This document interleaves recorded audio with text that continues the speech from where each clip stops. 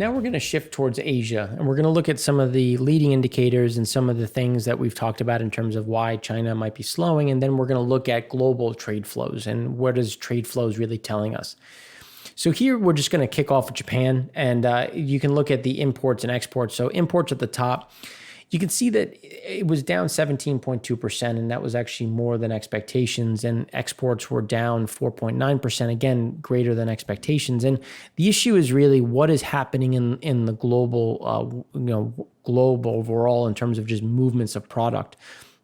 So imports being down, why does that matter? So when we look at imports, we have to appreciate that imports are starting to slow. So if imports are slowing, it means that they're not importing raw materials, semi-finished products that then go into the finished product overall, because Japan is a net exporting country. So typically imports will not only point to a weaker consumer, but also a weakening in terms of what total exports will be on the back end. So now exports, have obviously gotten better just given off of where they were year over year, but the pain still remains going on, especially when you consider year over year with an easier comp. And the comps should have been easier just given there was a lot of pressure going into 2019. But the issue also remains in terms of industrial production, which is why when you take in the imports and then you turn them into an export, you have that industrial production in between. And now while it continues to recover, it's at a very slow pace, and it's starting to kind of level off, and the pace of improvement has been under pressure. So when we think about the third largest economy in the world that has just seen nothing but Bank of Japan stimulus, just continued stimulus that just it's not turning into anything, and it's not really getting them to the other side, because after 20 plus years of stimulus, we're just not seeing this real resurgence or this real, benefit to the upside. Now, shifting a bit to the South Korean consumer data. So when we think about total employment, you can see that there was a big surprise to the downside. The unemployment continues to be a problem within South Korea, and it's weighing on the general consumer. So if you look at just what is adjusting, so construction has remained strong. That's a lot of stimulus. That's a lot of borrowing. That's a lot of things getting pushed into the market. Health and social work remains fairly robust, but again, it's been robust if you consider about where it sits on a yearly change. The other components continue to roll over in terms of manufacturing, in terms of retail. Again, this is the bigger overarching issue. The total employment numbers continue to fall. So we have unemployment that is not just a U.S. issue. So the consumer's struggling. So now what does this mean for Korea? This means that you're going to import less, and you may be able to export more than what your imports indicate, because the local consumer just isn't doing enough. And the reason why we're looking at Japan, South Korea, Germany so much on an export-import level is because they're net exporting countries, and they're very good bellwethers for where do we see kind of the market going, things shifting forward. Now, as we shift a bit to China, I just want to pause here and just highlight that we do have a rare earth show, because there was some sneaky policy that was passed within China that essentially opens up their ability to turn off exports of rare earths into the U.S. And now it happened. It got some coverage. We talked about it in the BI Energy Exchange, an anonymous chat in Bloomberg, and we've talked about it in two separate shows. This is something to be concerned about, because if you consider EVs, what the flow looks like, how things are going to get better, and we're going to have this green revolution. Well, rare earths are a part of that. And we're starting to see that really kind of slow down. And China now opened up the door to, well, they can pretty much cut off exports into the U.S. And if you think about U.S.-Chinese tensions between Huawei, between different, the trade deal not being fulfilled, this is something to pay attention to as we go forward. So now, with that being said, we can look at some of these data points. Surprisingly, they even though they look very strong, they actually surprised to the downside. Specifically, Chinese GDP price. Here it came in at 4.9%. The expectation was 5.5%. the value added on the different components. Now we're going to break it up into added in the industry, added in retail sales, and then fixed investment.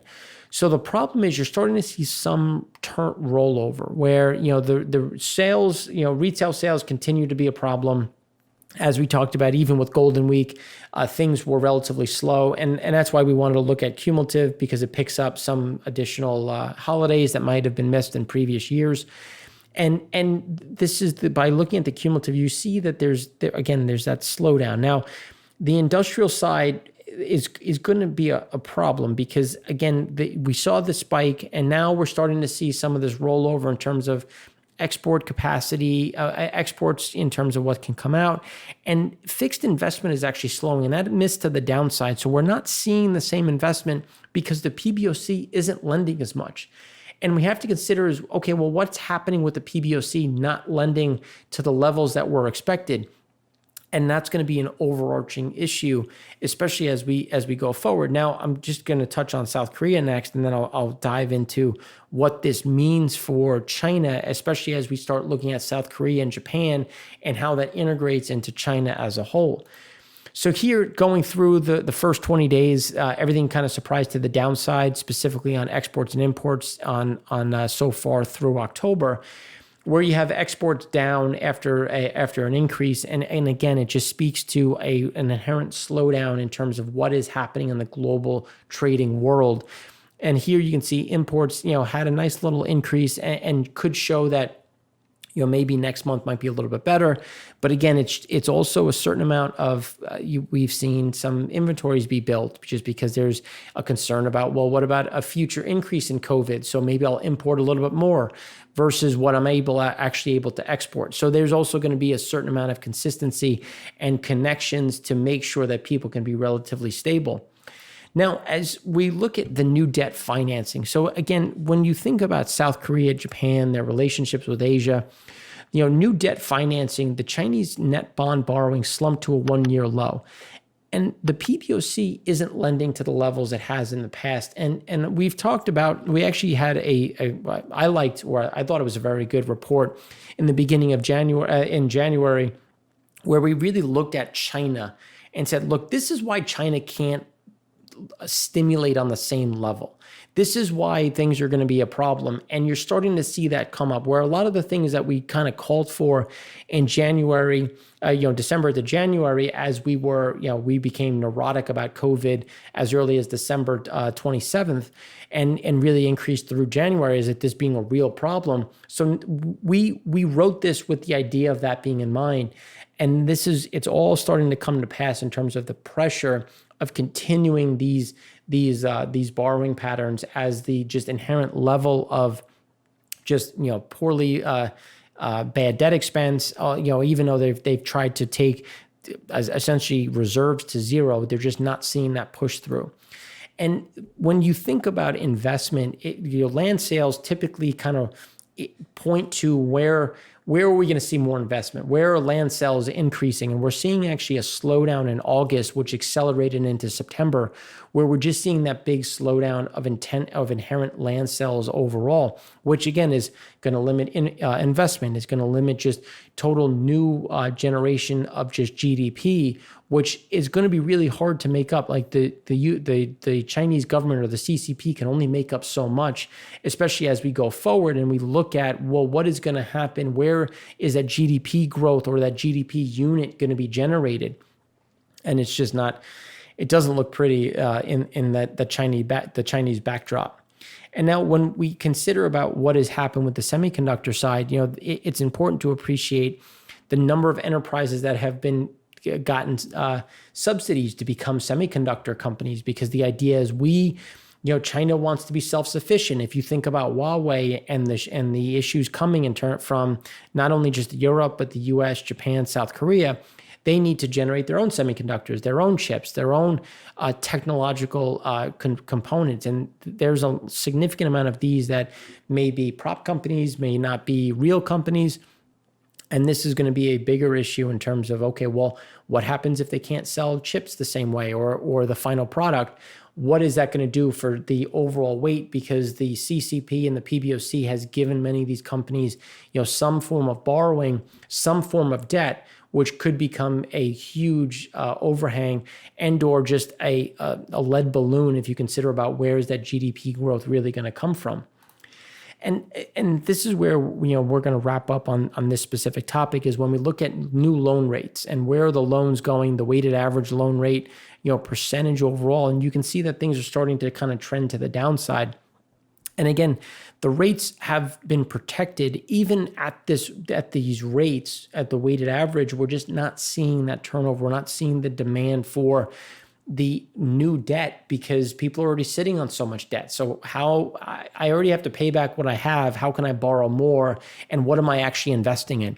And this is going to be that overarching overhang when we consider about, well, how is the PBOC going to stimulate? How's the CCP going to do it? If people just, even at these low protected rates, just don't want any flow. Now, when we look at just what's happening in India, India's refiners have started to come back. Festivals pick up during this time period. And when we look at monthly diesel consumption, gasoline consumption, the expectation is that you're going to get an increase in October because, and just to be clear, it's seasonally, you get that increase. So we're always going to look at things seasonally. We do see an increase in refinery activity, which has already been recognized. We've gone from about 78% to about mid-80s. And the problem is, do these festivals increase COVID spread? Do we get a decline in overall activity? That remains to be seen. But again, something that we're going to be looking at because this could be a little bit of a bright spot. But as we talked about in the EIA show, with China slowing, with some of this Chinese exports increasing, they could easily go into India. So even though India might get a little bit better, as China gets a little bit worse, China is a bigger percentage of that pie. So we won't actually see any real benefit in Asia because it'll kind of appear within the Indian country. And at the same time, when we think about Iranian flow, a lot of this flow ends up in India. Now, we know it. We just allow it to happen because we need India to help us kind of fend off or try to project strength against China. So again, these are things that we have to consider when we look at, well, how much is India going to pull down? How much is it actually going to change the narrative within the oil complex? And now when we think about, we've had some nice bright spots, which we've been talking about with the inherent flow in overall trade. Let's look at what's happening with trade going forward. So when we look at the sentiment overall and German expectations, U.S. new exports, you can see that they've gotten much better. We're back. We're only slightly growing, slightly down. China new exports, obviously, but again, they're still negative. So we're still in this negative. We're in this comfort level of an average of minus 1%, plus 1%. But we're still getting, and even though we're getting these views, these PMI views, the export views, the outlooks have gotten better, again, we're starting to see the consumer slow down. We're starting to see industrial production roll over a bit. We're starting to see the consumer, maybe there's concern around COVID or what's coming next. And that's where we're starting to see, again, sentiment is being one thing. And now, even though we've seen sentiment increase, we're not seeing the surveys are well above what the actual data is printing. And that delta is kind of even here, where it's still expected to be down, but not as bad, but yet the data is printing much lower. So again, there's going to be that delta in between. But when we look at total shipping, clearly Port of LA, we've talked about it. There was a big surge of imports, plus 1%. Singapore throughput has picked up, Hong Kong. But when we start looking at the Baltic Dry Index, again, we're starting to see things slow down, specifically in the shipping ports of LA. And again, they're not going negative. It's just they're slowing down from this strong growth overall, with Singapore throughput also showing some headwinds and Hong Kong something similar. So then when we look at Korean exports, Taiwanese exports, so Taiwan remains a bright spot in terms of the exports that they've seen. Korea, as we talked about earlier, starting to roll back over, which is something that we want to consider as we look at September into October and then into November, where we think that the country export volumes are actually going in the wrong direction. And again, not really back to this deep shortage when we look at that red bar. But again, it's kind of bumping sideways to a slight depression, a slight downward trajectory, which is just going to put those headwinds or showing those cracks, especially as we go through Q4 and as we kind of set up for what is Q1 really going to look like. And this is just looking at, the CAS data, the CAS index, where the imports, again, we showed this before as we've showed through September, where those imports really picked up, but the exports slowed. And that's the divergence that we keep talking about, where the imports came in, we've rejuiced or we've helped to kind of restock what things look like and inherent inventories overall. But those are also starting to slow down as well as exports continue to trend to the downside. So imports are still elevated. They're still going to be in a growth profile. They're not going to be below 0%. Exports are going to continue to struggle to the downside, specifically out of LA, and imports will pare back closer to 5%. Now, overall, the index is getting closer to kind of year-ago demand levels, and we've seen that. We've talked about trucking, we've talked about shipping, we've talked about rail. So we're starting to get some of that normalcy back. But again, as the consumer slows and as those inventories kind of get rebuilt, and we see some of these this flow through, again, it's just gonna we don't think we're gonna get a huge drop. It's just gonna be that sideways move where we're still gonna be slightly negative, but just not as negative as before, and we're gonna continue to see that pressure. And then we actually think that'll accelerate a little bit as we go into end of November into December. And now the price index continues to be beneficial because diesel prices remain low. There's still a significant amount of diesel in the market, which is why these rates continue to be depressed. At the same time, you have a difference between spot, where spot has been strong, but long-term contracts haven't really come to match. So that's also kind of providing some of these headwinds. Now those will get renegotiated. They will be much closer to the spot rate. So you'll start to see, just like as we did in 2009, you got a big spike upwards, and we expect to see something a little bit similar where we're going to get that resurgence. It won't be to the same level just because diesel prices still remain depressed and will remain depressed through 2021 at least. And that's going to kind of be that little headwind. So thanks again for watching. I know we covered a lot of information today. If you want to reach out for any of the reports that we showed, especially the poverty one, we have our report coming out on Friday where we're going to go in a bit more depth into some of these topics. And then obviously on Friday, we have our favorite, the primary vision Frac Spread Count. Let's see if we continue to grow, because 130 was a hell of a number. So thanks again for watching. I'm Mark Rossano, founder and CEO of C6 Capital Holdings, coming to you from Primary Vision Network.